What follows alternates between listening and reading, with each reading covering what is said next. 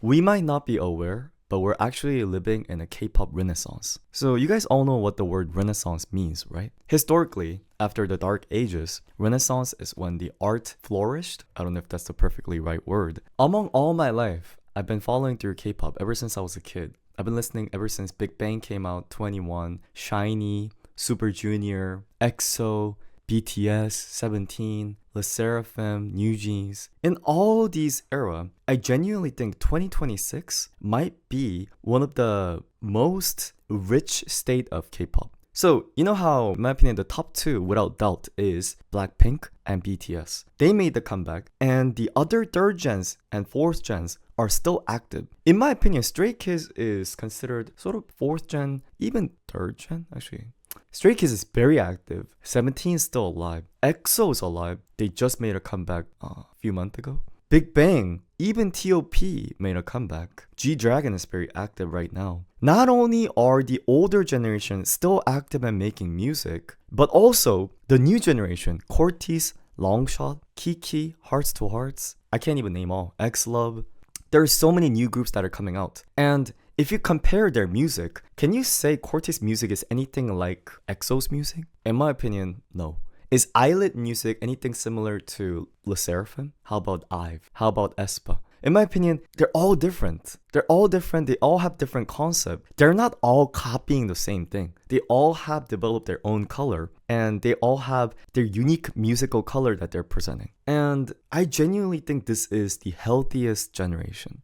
The only thing I'm sad for is I'm afraid this might be at the highest point. Right now, we're living at the highest point. But you guys know how when you're in the Renaissance, when you're in that bubble, you don't even know that you're living in that bubble. So I'm afraid that in 20 years, we're going to look back and say, oh, do you remember back in 2026, we had so much K-pop. There were so many good groups. Now they're all dead. We only have 2 or 3 groups alive.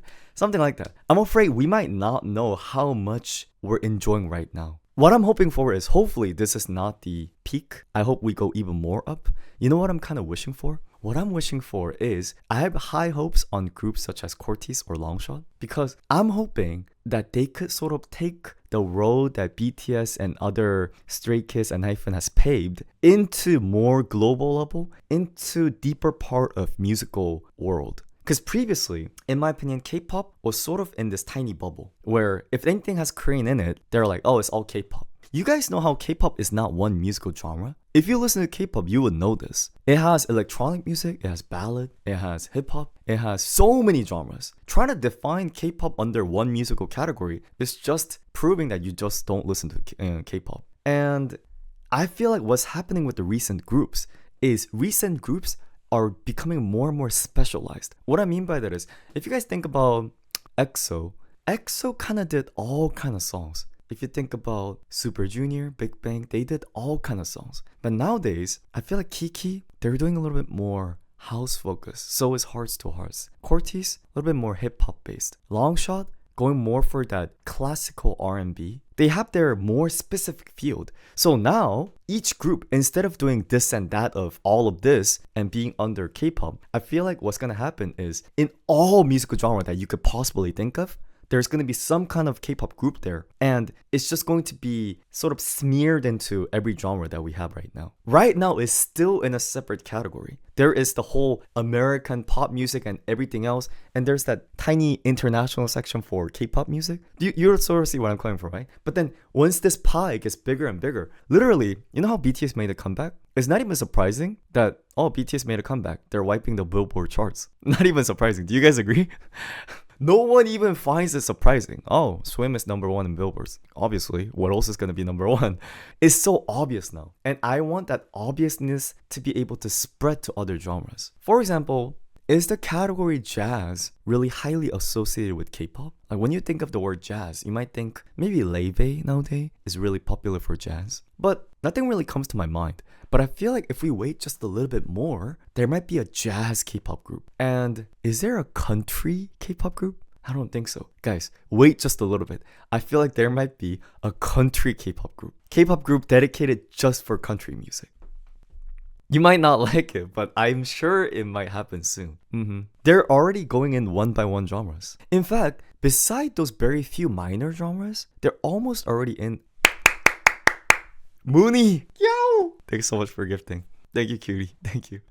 I'll usually do reaction, but I'll do the reaction after I finish the talk. And another thing I think is a really good thing is the fact that BTS is completely taking over Billboard charts right now. I think it's actually a good sign. What I mean by good sign is, what do you think is the biggest music market in the world right now in terms of country? Without doubt is America, right? America has the biggest music power in the world. So being in the top of Billboard, which is, in my opinion, an American chart, or Grammys, which is American Music Award, I think being in this is a proof that not only is it popular in America, but it's a statement that it's internationally popular music now. And you might be like, Hyosung, it's been internationally popular ever since. Yes, but I feel like we're just finally breaking into the US because US is sort of the last resort. United States, Americans really don't listen to non-American music. The only thing that they might possibly listen to is Latin music. Do you really see American people listening to European music? Do you see American people listening to Chinese music? No, not really, like rarely. The more country you go, the more rarely. But if you guys think about it, that's actually very odd. Because if you think about other countries, you know, even in Korea, my mom's generation, they grew up listening to Michael Jackson. My dad's generation, they grew up listening to Japanese bands, ex-Japan. So America is actually very conservative in terms of music. They're very not open to international music field. And the fact that K-pop is going there is not just the fact that K-pop's appealing here, but it's the fact that we're appealing to the world right now. And as a result, we are in the K-pop renaissance. Oh, wait, sorry. Canadian is sort of in that American pop music, but I think it's because American people can't differentiate Canadian musician from American musician. So it is technically a different country, but do you really think American people listen to Canadian musician being like, this is international music?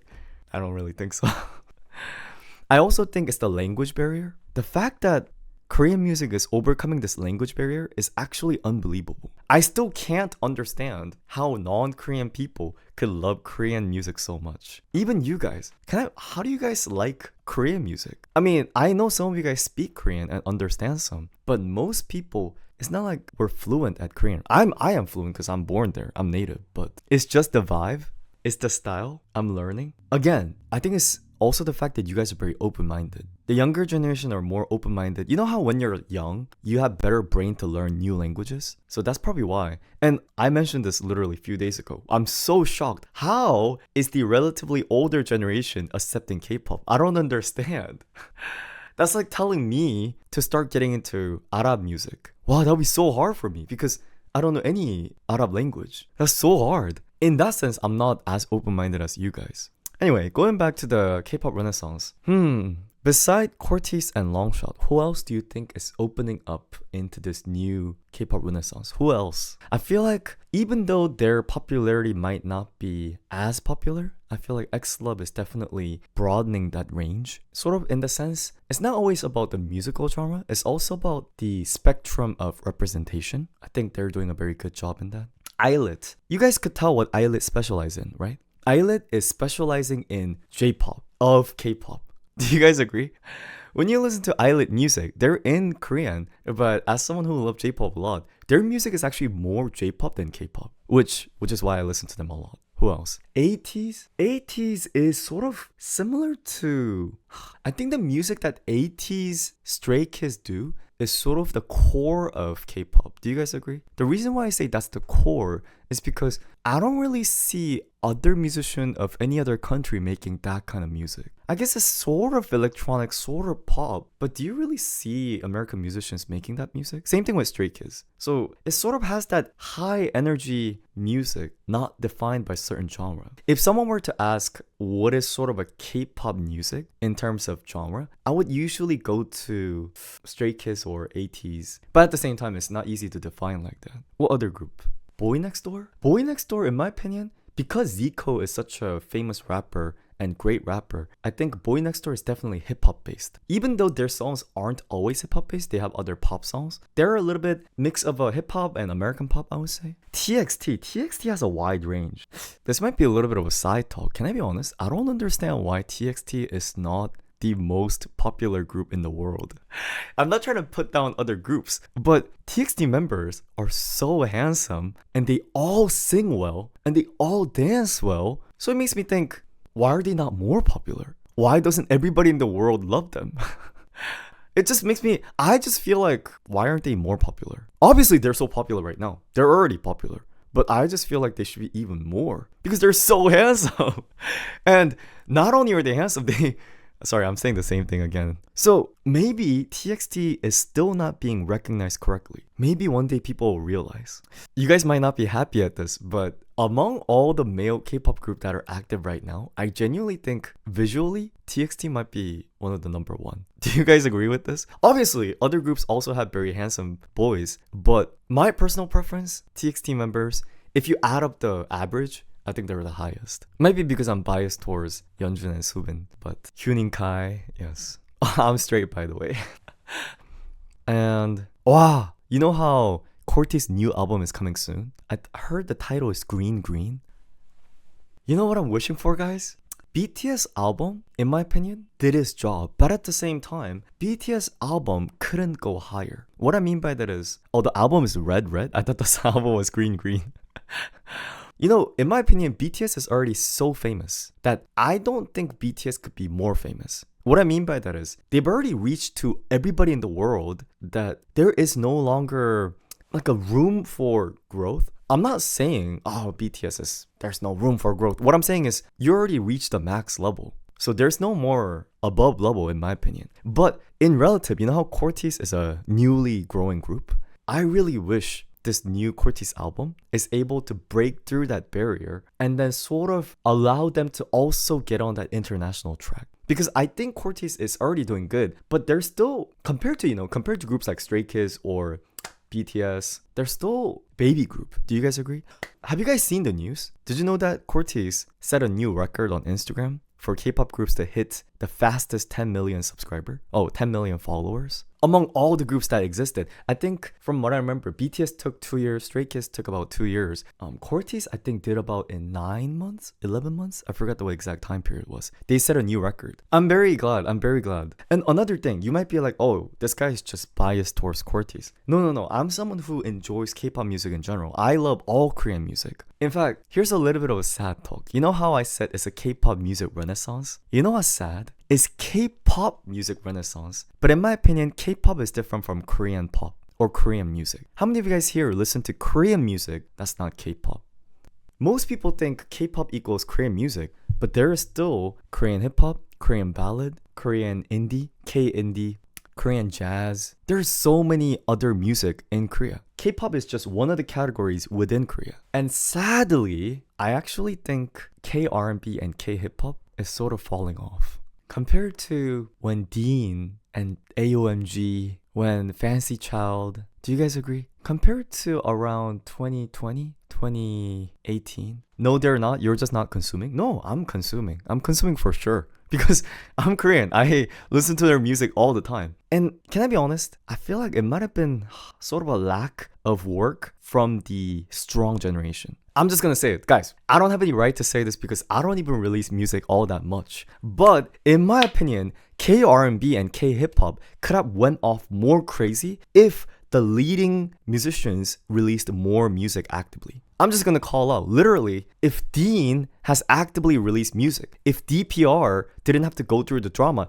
if they were able to just prevail more, the ones who are leading in this genre, if they're able to go more, they would have been able to sort of also pull out the young ones. But one of the majors artists either lost motivation or went on hiatus. You guys know how DPR Ian went on, DPR Live went on a little bit of a break. The thing is, as individual, that's totally fine. You know, they could take break as long as they want to. But the fact that their break was so crucial, the genre was just about to go more internationally. So in comparison, I think for K-pop, the well-doing groups such as Blackpink or LE SSERAFIM, you know how active they are? They're so active in my opinion. Even though Blackpink, BTS did take a break for a while, I think Stray Kids and Hyphen, they're so active. I think that allowed the younger generation to also grow. So there is this whole issue with ENHYPEN overworking, all these K-pop groups overworking, but at the same time, because they're very actively working, the industry is growing more and more. At the same time, it might just be companies pushing them. And you know the difference between the K-R&B, K-hip-hop scene versus K-pop scene is that K-pop scene, the companies push them more. Have I watched Show Me the Money 12?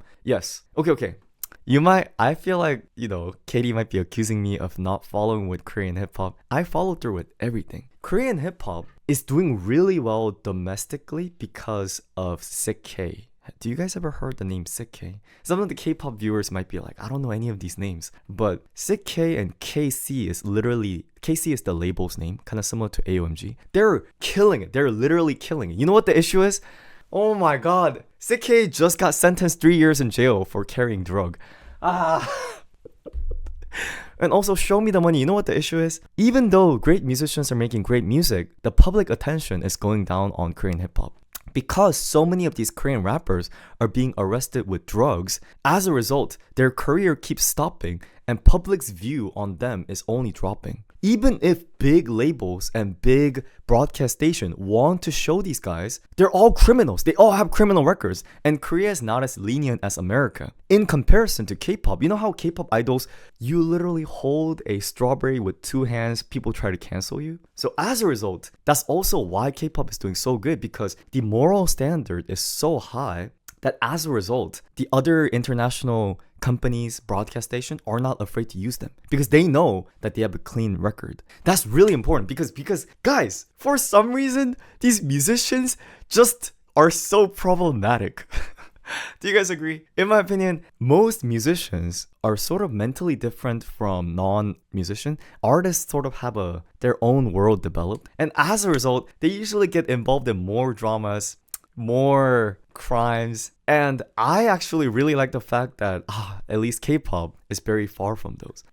I think it's relatively a safer zone to follow in compared to other musical genres. At the same time, you could get canceled. I think it's very ironic where the moral standard for K-pop idol is only getting higher and higher. And for hip-hop, whether it's Korean hip-hop or American hip-hop, the moral standard is only going lower and lower.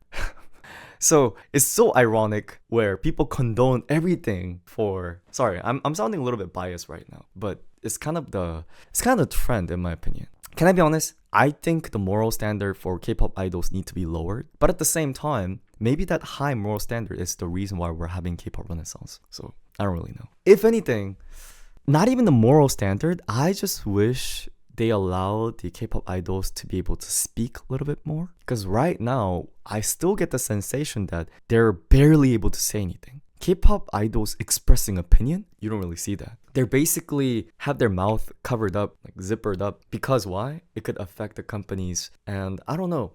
To a certain level, I agree. Because some artists, such as myself, needs to shut up. They need to stop talking. But I feel like for K-pop artists, they're making them not talk too much. Which is why, the whole recent situations with members leaving the group, this might not be the only reason, but I'm pretty sure one of the reasons is because when you're in a group, because you have the responsibility shared with other members, you can't do things or say things that you want to. That's similar to, do you guys remember the live that Jungkook did? Saying, I just want to go live and say this because, I feel so restrained saying, guys, I smoke. I quit smoking, but all that talk, literally everyone is probably saying, feeling similar as Jungkook. The only reason why Jungkook was able to say that is because he's already at a position where the company can't stop him. So compared to other idols, anyone below BTS, they still don't have individual powers to speak up. They can't override company's decision. We could literally tell. I can't really think of that many groups who are more popular than ENHYPEN, and we literally saw ENHYPEN doesn't get to speak up that much either. But overall, I'm not necessarily, trying to say this is a whole negative talk. I think it's very positive. I really think we should be very, very happy that we're getting these endless blessings of K-pop. Do you guys agree? We literally have comebacks so often. There's so many new music to listen to. There's so many new groups to listen to. We're literally in heaven, guys. We're literally in heaven. I'm so glad that every year my playlist is being able to update it. Because you know what happens when musical genre dies away? You start listening to the same song. That's a really bad sign. But for K-pop, there's always a new hit. So I think that's a very good thing. Yes. And another good thing is that not only are there these major groups that I mentioned, but there's also very minor groups. One Pack, who else? I don't know too many of these smaller groups' names. I don't think Alpha Drive 1 is that small, but Alpha Drive 1, Zero Base 1, who else is sort of... TWS is super big. Close Your Eyes. Even the ones we're mentioning the names are still big. One Verse, 82 Major, yes, Kickflip. P1 Harmony is famous. Next Z. Rise is crazy famous. Rise is crazy famous. I hope, yes. Ghost 9. I think these smaller groups, it's very good that they're smaller groups because people might call them be like, oh, that's a Nugu group. But everyone sort of starts from not popular. Well, there are groups that start off really popular, but you don't know which one of these smaller groups might go crazy. So the fact that there is a lot of these small groups and they still have a solid fan base sort of opens up a possibility that one day they could come out with a banger. You know, don't you guys think it's a good thing where it's not just the super big groups, but sometimes once in a while, I always mention this song, Doctor Doctor by Zero Base One. Guys, I don't even listen to Zero Base One, but I love that song. I don't even know all the members in Zero Base One, but I listen to that song so much. Or what else? Cupid by 50/50. They also have Pookie. What other song does small group have? I mean, Boy Next Door is not small, but they contributed a few songs to my playlist. Plabe? Wow. Talking about, you know, earlier how I mentioned about broadening the range. I cannot emphasize how important Plabe is. Guys, well, first of all, do you guys know who Plabe is? Some of you guys might not be familiar with the group. They're a virtual idol group. They're real people. I think most of you guys are pretty familiar with it. I don't think people understand how significant Plabe is. Guys, Plabe is in that genre of virtual idol. Plabe is like literally the first one to ever make it out. There might have been virtual idols before, but not that I know of. There was no one that was actually successful as Plabe. So in my opinion, Plabe is not just one group.